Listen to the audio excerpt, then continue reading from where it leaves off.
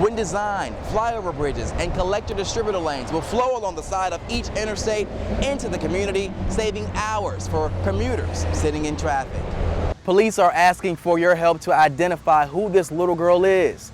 They say if you have any information on who she is, you're to contact the anonymous tip line. Presidential candidate Hillary Clinton is here in Atlanta for a grassroots event hoping to sway residents to begin the process of voting early.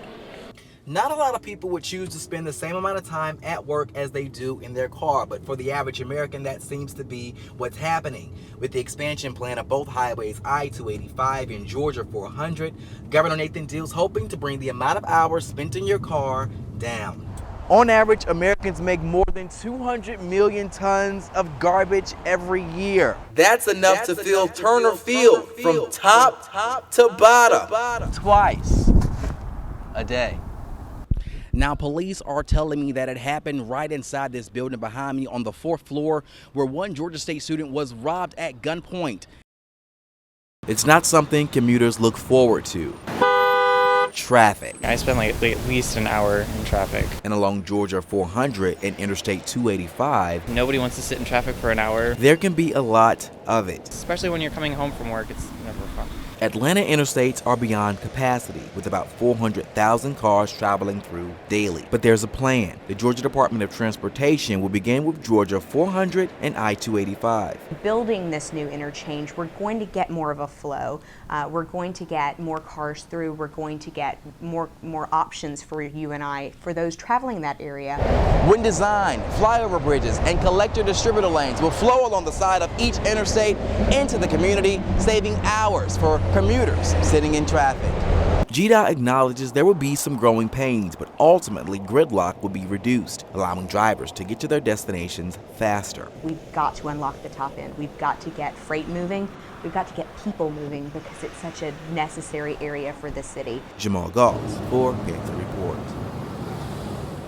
Clinton has plans to make college more affordable and for many even free, which includes private and public school. The perk, no longer having to borrow money to pay for college, taking money spent on prisons and investing it into higher education.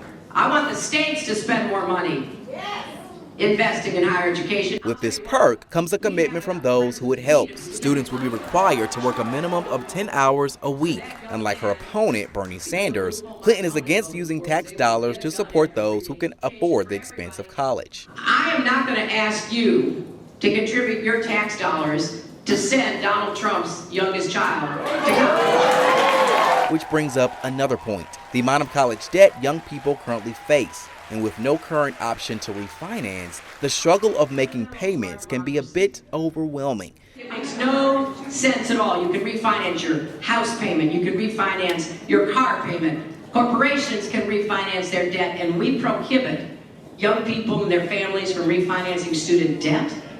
Clinton is proposing an ending period for those who make payments on time after refinancing, which could help students like Josh Neemzow, who attends Emory University. Students like us are paying, 8% interest rates. There really should be. I really like her idea for a compact. The idea that if you're able to work for your education and complete it, you should be able to afford it without saddling yourself with debt. Or Alexius Marcano, also a student at Emory. Her idea of you having a definite cap on how much you should be able to pay from your income and how long that should last, I think that's great because I don't want to be stuck paying these debts forever. Clinton discussed more than just student debt. Economic failure, wage gap, and gun control were among the list as well. Needing help from supporters, she's hoping to make her promises a reality.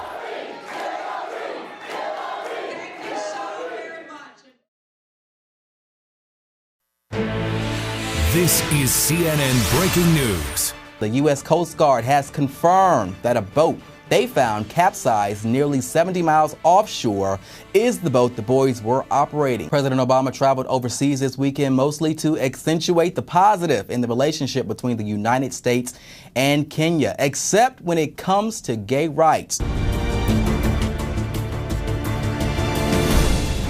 New details are unfolding in the horrific theater shooting in Louisiana. Funeral services will take place Monday to celebrate the life of Macy Bro. The Iran nuclear deal is by no means a done deal yet.